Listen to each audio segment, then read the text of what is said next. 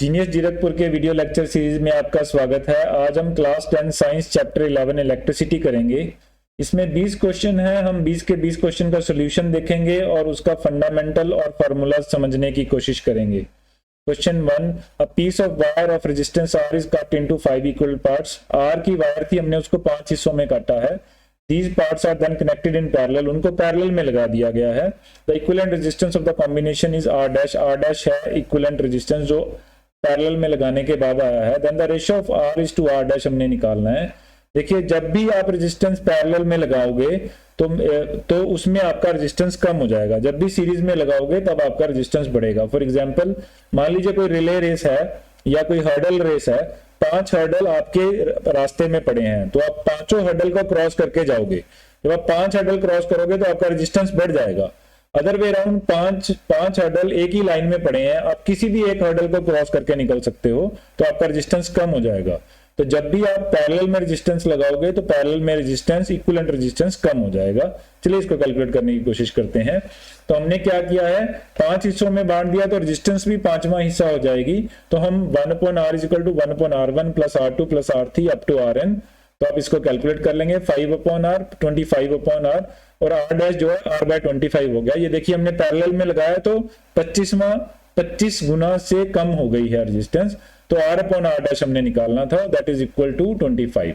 तो answer D हो जाएगा। Question 2, which one of the following does not represent the electric power in the circuit. जो B part है IR², इसकी unit power की unit के बराबर नहीं है, इस कारण से ये पावर को रिप्रेजेंट नहीं करता है। Question 3, an electric bulb is rated as 220 and 100 watt. 220 voltage जा रही है और 100 वॉट का बल्ब है। ये नॉर्मल हमारे घर के इलेक्ट्रिक बल्ब की बात कर रहा है। When it is operated at 1110, the power consumed will be। देखिए, किसी भी सर्किट में कितना भी वोल्टेज जाए, कितना भी करंट जाए, लेकिन रेजिस्टेंस चेंज नहीं होता है अगर आप कोई फॉर्मेशन चेंज नहीं कर रहे, क्योंकि रेजिस्टेंस उसकी इनहेरिटेड प्रॉपर्टी है, वो कभी चेंज नहीं होगी सर्किट में किसी भी तरह का करंट और वोल्टेज जाए। तो हम पहले इसमें से रेजिस्टेंस निकाल लेंगे। चलिए कैलकुलेट करने की कोशिश करते हैं। तो P = VI और I P/V के बराबर हो जाएगा। V = IR। हमें V और P पता है, तो हम इक्वेशन को P और V और R में लेके आएंगे। तो R = V/I। अब I की वैल्यू हम ऊपर वाली इक्वेशन से पुट कर देंगे, तो R = V²/P। अब V और P दोनों पता है, हमें रेजिस्टेंस निकालना है। चलिए रेजिस्टेंस निकालते हैं। 220² 100 आ गया रेजिस्टेंस। तो अब हमने इसको 1110 पे ऑपरेट करना है। 1110 पे ऑपरेट करेंगे तो क्या हो जाएगा, V²/R हो जाएगा रेजिस्टेंस पावर। V²/R सेम ऊपर वाली इक्वेशन से लिया गया है। तो 1110² 484, तो पावर की वैल्यू 25 वॉट आ गई। तो डी पार्ट आंसर हो गया। Question 4, 2 conducting wires of same material and equal length and equal diameter are connected in series then in parallel। देखिए, सीरीज में लगाएंगे रेजिस्टेंस बढ़ेगा, पैरेलल में लगाएंगे रेजिस्टेंस कम हो जाएगा। The ratio of heat produce in series and parallel is the combination. हमने दोनों का हीट प्रोड्यूसर निकालना है। मान लीजिए सीरीज में रेजिस्टेंस RS है और पैरेलल में रेजिस्टेंस RP है। RS जो है R+R हो जाएगा, क्योंकि दोनों सीरीज में लगे हैं, सिंपली समीशन हो जाएगा। लेकिन 1/RP = 1/R + 1/R, क्योंकि पैरेलल में हो गई है, तो 2/R, तो R/2 हो जाएगा। देखिए, यहां भी पैरेलल में रेजिस्टेंस कम हो गया है, सीरीज में रेजिस्टेंस ज्यादा है, जबकि दोनों रेजिस्टेंस सेम है। चलिए आगे चलते हैं। तो अब हमने क्या करना है, हीट प्रोड्यूस निकालना है सीरीज में और पैरेलल में। हीट इज V²T/RS और HP में V²T/RP। तो इन दोनों की रेशियो बना देंगे। रेशियो ले लेंगे तो RP/RS रेशियो आ जाएगा। तो R/2/2R हो जाएगा। तो वैल्यू 1/4 हो जाएगी। 1/4 जो है वो आपका सी पार्ट है। चलिए नेक्स्ट करते हैं। Question 5, how the voltmeter is connected in the circuit to measure the potential difference between 2 points. 2 point के बीच में पोटेंशियल डिफरेंस लगाता है, तो आपने सिंपली पैरेलल में उसको टच कर देना है, तो आपको पोटेंशियल डिफरेंस पता लग जाएगा। अगर आपने करंट निकालना है तो आपको वायर काट के बीच में एमीटर लगाना पड़ेगा, तब आपको करंट पता लगेगा। ये दोनों में डिफरेंस है। चलिए चेक करते हैं। Voltmeter is basically electronic device which is used for measuring the potential difference between 2 separate points in a circuit. तो क्या दोनों का डिफरेंस बताएगा सिर्फ। We always connect a voltmeter in parallel formation for a electrical circuit to avoid high amount of resistance to get the most accurate measurement of the potential difference. तो हमेशा हम parallel में लगाते हैं। Question 6, a copper wire of 0.5 diameter and resistivity 1.6 into 10 to 8, what will be the length of this wire to make the resistance 10 ohm? 10 ohm का resistance बनाना है, हमें length निकालना है. How much does resistance change if diameter is doubled? तो पहले part को करते हैं. पहले पार्ट में डाया 0.5 है तो 5 into 10⁴ मीटर हो जाएगा. तो हम मीटर में लेके आ रहे हैं वैल्यूज को. चलिए अब आगे चलते हैं. 1.6 into 10⁻⁸ ये ऑलरेडी SI यूनिट में है, तो लेंथ हमें निकालनी है. तो R जो है वो 10 ओम है, तो हम क्या calculate, R is rho L upon A, ये रेजिस्टेंस का फॉर्मूला है. जैसे जैसे एरिया बढ़ेगा तो पैसेज बढ़ जाएगा करंट के फ्लो के लिए, जैसे हम पैरेलल कॉम्बिनेशन में बता रहे थे. जैसे जैसे एरिया बढ़ेगा तो पॉसिबिलिटी और चॉइसेस टू पास ज्यादा बढ़ जाती है, तो रेजिस्टेंस कम होगा. जैसे जैसे लेंथ बढ़ेगी तो आपको डिस्टेंस ज्यादा ट्रेवल करना पड़ेगा, तो रेजिस्टेंस बढ़ती रहेगी. ठीक है, इस तरीके से आपने याद कर लेना है. चलिए वैल्यू प्लग इन करते हैं. वैल्यू प्लग इन करेंगे तो I is equal to R pi D square area हो गया अपॉन 4 रो हो जाएगा. तो आप I की वैल्यू निकाल लीजिए. I की वैल्यू यहां से वैल्यूज पुट करके 122.77 मीटर आ गई. तो 122.77 मीटर का लेंथ चाहिए हमें. चलिए if the diameter is double, अब डाया को डबल करना है तो हम क्या करेंगे, पहले रेजिस्टेंस और डाया का रिलेशन निकालेंगे. Resistance is rho L upon A, rho और L चेंज नहीं हो रहे हैं, सिर्फ डाया चेंज हो रहा है. तो this is resistance is inversely proportional to area, और एरिया में डाया का स्क्वायर होता है, तो it is inversely proportional to D square. तो डी 2 टाइम्स हो जाएगा तो 4 टाइम्स हो जाएगा. Resistance will become 1/4 times of the original. ठीक है, रेजिस्टेंस विल बी 10/4. 10/4 पहले 10 की रेजिस्टेंस थी, अब 10/4 हो जाएगी, 2.5 हो जाएगी. Question 7, the values of the circuit I flowing in a given resistors for the corresponding values of potential difference V across the resistors given below. I और V की वैल्यू दी है उसने. ठीक है, तो आपने ध्यान रखना है V is equal to IR. R जो है वो कॉमन है, तो ये एक स्ट्रेट लाइन की इक्वेशन है. तो जब भी आप इसको ग्राफ पे प्लॉट करेंगे एक स्ट्रेट लाइन आएगी, क्योंकि V is equal to IR, तो AX प्लस B की इक्वेशन है ये, AX plus B is equal to 0. तो इसमें क्या है, एक स्ट्रेट लाइन मिलेगा आपको. इसमें ये ध्यान रखना है कि V इज इंडिपेंडेंट वैल्यू, तो V को X में डालेंगे. जो भी वैल्यू इंडिपेंडेंट है तो वो X पे आती है. जो डिपेंडेंट वैल्यू है, जितना आप वोल्टेज देंगे उसके हिसाब से करंट आएगा, तो वो Y एक्सिस पे आ जाएगा. चलिए इसको पॉइंट लगा के, हम जैसे कोऑर्डिनेट ज्योमेट्री में हम पॉइंट्स लगा के प्लॉट करते हैं, वैसे पॉइंट लगा के प्लॉट कर देंगे. चलिए अब the graph represent V are given below in the on the right side. The resistance of the resistor, अब रेजिस्टेंस निकालनी है V2 minus V1 upon I2 minus I1. V upon I करना है हमने बेसिकली, तो V अपॉन I, कोई भी 2 points लेके आप V अपॉन I निकाल लीजिए तो आपकी वैल्यू आ जाएगी. 3.2 वैल्यू आ रही है इसमें. Question 8, when 12 volt battery is connected across unknown resistor, there is a current of 2.5 milli ampere in the circuit. तो उसने V और I दे दिया है हमें. ठीक है, find the value of resistance. Resistance निकालनी है, V is equal to IR हो जाएगा. कैलकुलेट करते हैं. V 12 वोल्ट है तो 2.5 है, तो इसको पहले हमें SI यूनिट में ले आना है. SI यूनिट एम्पियर होती है, तो 10⁻³ मिली 10⁻³ होता है. ठीक है, चलिए R निकालनी है हमें, तो R is equal to V upon I. तो वैल्यू प्लग इन कर देंगे तो 4800 ओम हमारा रेजिस्टेंस आ गया है. Question 9, battery 9 volt is connected in series with resistance 0.2, 0.4, 0.5 and 12. How much would it flow in the 12 ohm resistor? 12 ohm resistors में से कितना आएगा? 0.2, 0.3, 0.4, 0.5 and 12. तो 5 रजिस्टर लगे हैं. ये देखिए 5 हमने सीरीज में लगा दिए हैं, तो सिंपली हमने ऐड अप कर देना है. ऐड अप करके 13.4 आ गया. तो वोल्टेज 9 का है, V is equal to IR हो जाएगा. I निकालना है हमने, तो I is equal to V upon R हो जाएगा. V 9 वोल्ट है, तो 9 अपॉन 13.4 0.67 एम्पियर करंट आ गया है. तो करंट इज, तो करंट सब में से सेम ही पास करेगा. आप इसको ऐसे समझिए कि 5-6 तरह के पाइपलाइन अलग अलग डाया के लाइन में लगे हुए हैं, तो हर एक पाइप में से सेम ही पानी फ्लो करेगा. तो सेम करंट भी ऐसे ही है, सेम ही करंट सब में से फ्लो करेगा. पाइप छोटा है या बड़ा है, पानी पूरा ही निकलेगा. तो सेम वे यहां से करंट पूरा ही निकलेगा. तो 0.67 आ गया. Question 10, how many 176 ohm resistor in parallel are required to carry a current of 5 ampere on a 220 volt line? तो सबसे पहले हमने क्या करना है, सबसे पहले suppose that n number of resistors are required, तो n नंबर चाहिए हमें, तो n बाय 76 हो जाएगा, पैरेलल में लगा रहे हैं, ठीक है जी। तो R 176 अपॉन n हो जाएगा, तो हम R is equal to V upon I, V और I दोनों दे रखे हैं हमें, तो हम सर्किट में R की वैल्यू निकाल लेंगे, सर्किट में से R की वैल्यू निकालते हैं, तो 220 अपॉन 5, तो इसमें से n की वैल्यू निकल जाएगी 176 अपॉन 44, तो 4 आ जाएगा, 4 is the value. Question 11, show that you would connect the 3 resistor of each resistance 6 so that combination of a resistance is 9। तो जब बढ़ाना है तो आपने ये ध्यान रखना है कोई ना कोई चीज जो है पैरेलल में आएगी, सीरीज में आएगी, सॉरी। तो हम पहले 9 वाला सॉल्व करते हैं। Given that R1 R2 R3 is 6 ohms, तो R1 और R2 और R3 को हम पैरेलल में लगा देते हैं, R1 को सीरीज में लगा देते हैं।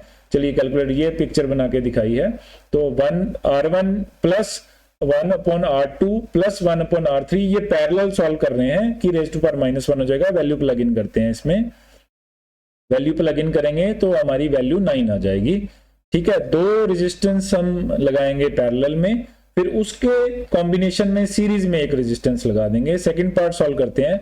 R1 and R2 are connected in series and then R3 is connected in parallel, ये फिगर है। तो R1 R2 जो है वो सीरीज में है, इन दोनों का रेजिस्टेंस 12 हो जाएगा क्योंकि सीरीज में है।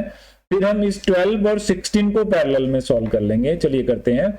तो 1/12 प्लस 1/16 रेज टू पावर -1 हो जाएगा, 3/12 हो जाएगा और 4 का रेजिस्टेंस आ जाएगा। चलिए question 12, several electric bulb designed to be used on 220 volt supply line are rated 10 watts। 220 का वोल्ट है, 10 वोल्ट की पावर है। How many lamps can be connected in parallel with each other, so the 2 wires or 220 line if the maximum allowable current is 5 ampere। तो हमने क्या करना है, पहले एक का करंट निकाल लेना है, फिर उसको हम जितना वो करंट होगा इस टोटल करंट से डिवाइड कर देंगे। चलिए कैलकुलेट करते हैं। So let the current through each bulb I, एक बल्ब का P is equal to VI, तो I की वैल्यू कैलकुलेट कर देंगे। I की वैल्यू आ जाएगी 1/22 एम्पियर।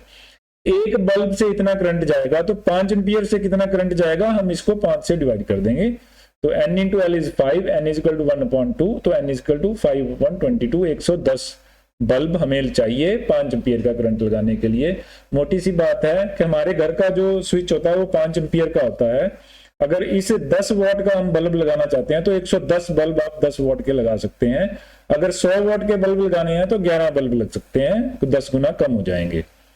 चलिए question 13, a hot plate of an electric oven connected to 220 volt line has 2 resistance coil A and B, each of 24 ohm, which may be used separately in series or parallel. What is the current in 3 cases? तो हमें current बताना है तीनों cases में क्या है, एक एक करके केस देखते हैं। When 2 coils are used separately use करेंगे तो रेजिस्टेंस 24 हो जाएगा, वोल्टेज 220 हो जाएगा। करंट हम कैलकुलेट कर लेते हैं। Current is V upon R 9.167 current आ जाएगा। दूसरे केस में when the 2 coil A or B connected in series, अब सीरीज में कनेक्ट करेंगे, पहले इक्विवेलेंट रेजिस्टेंस निकालेंगे, तो दोनों सीरीज में है तो 24 प्लस 24 48 रेजिस्टेंस हो जाएगा। सेम वे फिर हम आई निकालेंगे, V upon R, voltage same है, जो नॉर्मल घर की सप्लाई की बात कर रहा है तो घर की सप्लाई में वोल्टेज सेम रहेगा। तो 220.48 है तो 4.58 एम्पियर आएगा। तीसरे में A and B are connected in parallel, अब दोनों पैरेलल में है। पहले रेजिस्टेंस के लिए सॉल्व करेंगे।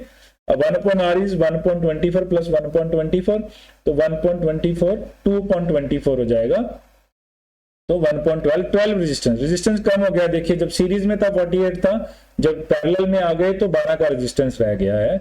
तो वोल्ट जो 220 है, सेम वही V बाय R कर लेंगे, तो V बाय R करके 18.33 एम्पियर का करंट आ जाएगा।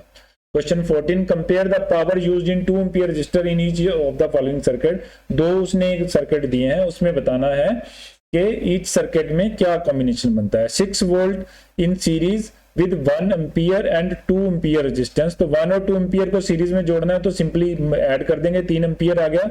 वोल्टेज 6 वोल्ट का है, I V अपॉन R हो जाएगा, 6/2 एम्पियर का current. The current passing through 2 ampere resistance is 2 ampere. Series में लगे हैं तो सेम ही करंट जाएगा जैसे हमने पीछे बात की है। चलिए अब पावर करते हैं, power is I square R, तो 2 स्क्वायर इंटू 2 8 वॉट की पावर आ जाएगी। अब दूसरा सॉल्व करते हैं, 12 ampere and 2 ampere R connected in parallel में लगाते हैं, तो 2 ampere v square upon R हो जाएगा, 4 स्क्वायर बाय 2 हो जाएगा, तो 8 वॉट हो जाएगा। चलिए question 15, 2 lamps, one rated 100 watt at 220 and other 60 watt at 220 are connected in parallel in a electric main supply। तो नॉर्मली हमारे घर में भी ऐसे पैरेलल में लगे होते हैं। What current is drawn from the line if the supply voltage 220। तो हमने करंट बताना है, दोनों में सेम ही वोल्टेज जा रही है। नॉर्मल घर की सप्लाई में भी सारे अप्लायंसेस पैरेलल में लगे होते हैं, तो सेम कॉम्बिनेशन है। चलिए total power consumed in the circuit is 100 plus 6, तो 160 वॉट का पावर कंज्यूम हो रहा है, तो 220 वोल्ट है, तो हमने करंट निकाला V इंटू आई पावर अपॉन V हो जाएगा, तो पावर अपॉन V के 0.727 एम्पियर का करंट चाहिए इसके लिए। चलिए question 16, which appliances use more energy, 220 what TV set और 1200 वॉट टोस्टर इन 10 मिनट्स। ठीक है, देखिए सीधी सी बात है कि टीवी सेट जो है वो 1 घंटे के लिए चला है, तो watt into hour, kilo watt hour जो है वो यूनिट होती है एनर्जी की, तो हमारे केस में ये वॉट आर हो जाएगा, तो 250 वॉट आर है। घर की जो यूनिट्स भी मेजर की जाती हैं वो किलो वॉट आर में की जाती हैं, वॉट आर थोड़ा छोटा यूनिट है, तो 250 वॉट आर हो गया। अब टोस्टर के लिए कैलकुलेट करने की कोशिश करते हैं, 1200 वॉट इंटू 10 मिनट्स, मिनट्स को हम जो है वो आर में कर लेंगे बटे 60 करके, तो 1200 बटे 1/6, तो 200 वॉट आर हो जाएगा। देखने में उसकी पावर ज्यादा लग रही थी क्योंकि वो कम टाइम के लिए यूज हुआ है, तो उसने एनर्जी कम कंज्यूम की है। तो the TV set use more energy than the toaster in the given specification, वो 1 घंटे के लिए चला है इसलिए वो ज्यादा कर रहा है। चलिए question 17, an electric heater of resistance 8 ohm draws 15 ampere current from the service main for 2 hours, calculate the rate at which heat is developed in the heater। तो हमने बेसिकली एनर्जी निकालनी है, सेम क्वेश्चन जो हमने पीछे निकाला है, तो चलिए कैलकुलेट करते हैं। R 8 है, I 15 है, पावर हमने निकालनी है, power is I square R, तो I स्क्वायर R कर देंगे, 15 का स्क्वायर हो जाएगा, 15 एम्पियर का करंट है और 8 का रेजिस्टेंस है, तो 225 इंटू 8 हो जाएगा, 1800 वोट हो गया है। चलिए explain the following, why the tungsten used almost exclusively for filament of electric lamp. Tungsten का मेल्टिंग पॉइंट बहुत हाई रहता है, तो जब भी आप किसी चीज से करंट पास करते हो वो हीट होता है, तो हीट होने के कारण उसका टेम्परेचर बढ़ जाता है। अगर चीज मेल्ट हो जाएगी तो उसको यूज करना मुश्किल हो जाएगा, लिक्विड स्टेट में आ जाएगी और वो टूट जाएगी, इस कारण से टंगस्टन यूज किया जाता है। तो metal tungsten almost actually used for filament for electric lamp because it has a very high melting point, due to which it does not melt even at high temperature due to pass of the current। लगभग 2000 के ऊपर रहता है इसका melting point. Second point B देखते हैं, why are the conductors of electric heating devices such as bread toaster electric iron made up of an alloy rather than a pure metal। जो भी हीटिंग डिवाइसेस हैं जिनमें आपको हीट चाहिए, इसका मतलब आपको आर ज्यादा चाहिए, रेजिस्टेंस ज्यादा चाहिए, तो जितने भी मिक्सचर्स होते हैं उनका रेजिस्टेंस थोड़ा ज्यादा होता है, प्योर मेटल्स का रेजिस्टेंस थोड़ा कम होता है। अगर आप एटॉमिकली बोलें तो क्योंकि एटम मिसमैच हो जाते हैं तो करंट जंप कर करके जाता है तो रेजिस्टेंस बढ़ जाता है। देख लेते हैं, to conductor of electric heating devices such as bread toaster and electronic irons are made up of alloy because resistivity of an alloy is more than the metal which produces a large amount of heat. ज्यादा resistance चाहिए, resistivity ज्यादा चाहिए, तो metal mix करके resistivity बढ़ जाती है। Why series arrangement not used in domestic. Series arrangement होगा, देखिए जितने भी हमारे घर के अप्लायंसेस होते हैं वो एक स्पेसिफाइड वोल्टेज के लिए डिजाइन किए जाते हैं। जब भी आप सीरीज में लगाओगे तो दोनों के अक्रॉस वोल्टेज डिफरेंट हो जाएगा, तो आपको डिवाइसेस अलग अलग चाहिए। लेकिन पैरेलल अरेंजमेंट में क्या होता है कि सेम वोल्टेज आता है सबके कारण, इस कारण से पैरेलल अरेंजमेंट यूज किया जाता है।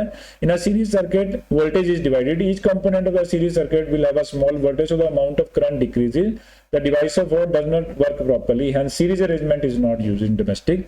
तो सीरीज अरेंजमेंट नहीं यूज किया जाता है। D part, why does the resistance of a wire vary with its area of cross section. Area of cross section से रेजिस्टेंस क्यों वेरी करता है, क्योंकि बड़ा एरिया होने के कारण करंट को ज्यादा चॉइस मिलता है निकलने के लिए, पैसेज बढ़ जाते हैं, तो इस कारण से रेजिस्टेंस बढ़ जाता है, रेजिस्टेंस कम हो जाता है, sorry. The resistance of a wire inversely proportional to the area of cross section, thus when the area of cross section of wire increases then the resistance decreases। तो आपने इसको पाइप के हिसाब से समझना है, जितना बड़ा पाइप होगा उतना ज्यादा पानी क्या कर लेगा, क्योंकि रेजिस्टेंस कम हो गई है। जितना बारीक पाइप होगा उतना कम पानी आएगा, वो इसलिए क्योंकि रेजिस्टेंस बढ़ गया है। सेम कॉन्सेप्ट यहाँ पे लगता है। Similarly when the area of cross section of wire decreases then the resistance increases. तो ई पार्ट है, by copper and aluminium usually employed for electricity transmission. जब भी आपने एक चीज एक जगह से दूसरी जगह ट्रांसपोर्ट करनी है तो आपका ऑब्जेक्टिव ये है कि उसमें रेजिस्टेंस ना हो, बिना हीट प्रोड्यूस हुए वो पहुंच जाए। तो हम उन चीजों को यूज करेंगे जिनकी कंडक्टिविटी बहुत ज्यादा है, मतलब जिनकी रेजिस्टिविटी बहुत कम है, और कॉपर और एल्यूमिनियम की रेजिस्टिविटी काफी कम होती है। चलिए, copper and aluminium wires are employed electrical transmission because they have low resistivity and they are good conductor of electricity. सबसे बेस्ट कंडक्टर इलेक्ट्रिसिटी का गोल्ड है। चलिए, क्लास 10 साइंस चैप्टर 11 इलेक्ट्रिसिटी के हमने 21 के 21 क्वेश्चन कर दिए हैं और हमने इन सब का सोल्यूशन भी देख लिया है। अगर फिर भी आपका कोई क्वेश्चन है तो आप हमें कमेंट सेक्शन में लिख सकते हैं। आपका वीडियो देखने के लिए बहुत बहुत धन्यवाद।